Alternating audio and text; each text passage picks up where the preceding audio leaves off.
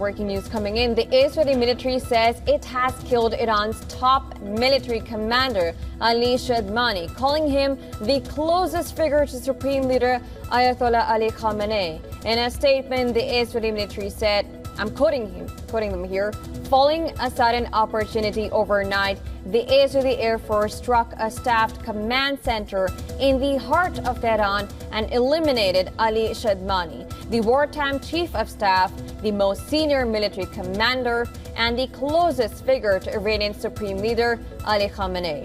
The Israeli military said Shadmani had commanded both the Islamic Revolutionary Guard Corps and the Iranian Armed Forces. This is the latest that we are getting from there. Now, for more, we are now being joined by WION's Assistant Editor for Foreign Affairs, Siddhant Sibbu. Thank you so much, Siddhant Sibbu, for joining us right now. Siddhant, this just comes after Netanyahu's statement saying that eliminating Khamenei would actually end the conflict. This is a great development coming in. What is the latest that you can bring in, and how do you analyze this? Well, it's a big development. The new Chief of Staff was appointed just a few days ago after the previous Chief of Staff was killed by the Israelis, and now Israel has said that it has killed the new Chief of Staff as well. It is, of course, a big blow to the leadership, the military leadership of Iran, and we have seen there is a major escalation in the relationship, in the situation, in fact, in West Asia. And when it comes to the relationship in terms of how they are evolving in the region, they are also, of course, closely being watched. What is the Arab stance? The Western stance is clear. The G7 earlier today came out with a strongly supportive statement of Israel, and of course a statement which of course lashed out at Iranians. But this development that has come a short while ago is something that the region and the world will be watching. In fact, if I quote the Israeli statement, it says that the elimination adds to the series of eliminations of Iran's most senior military leaders and degrades the chain of command. That's a statement coming from the Israeli side. But the Iranian side is also not letting it go like this. There are strong attacks coming from the Iranian side as well in response to the attacks by the Israeli side.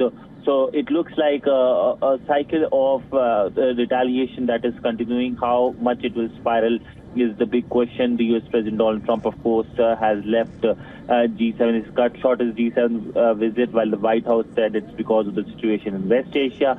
Trump said it's not because of the ceasefire, which is being planned, contradicting the French president. So it's kind of chaotic right now.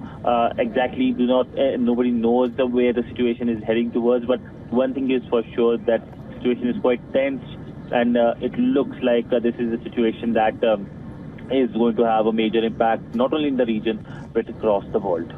Exactly, and as I mentioned before, Israel and Netanyahu has been saying that they want to eliminate Khamenei, and that would actually close the war. And now Israeli military have stated clearly that this particular commander was the closest to Khamenei. What does it tell about Israel?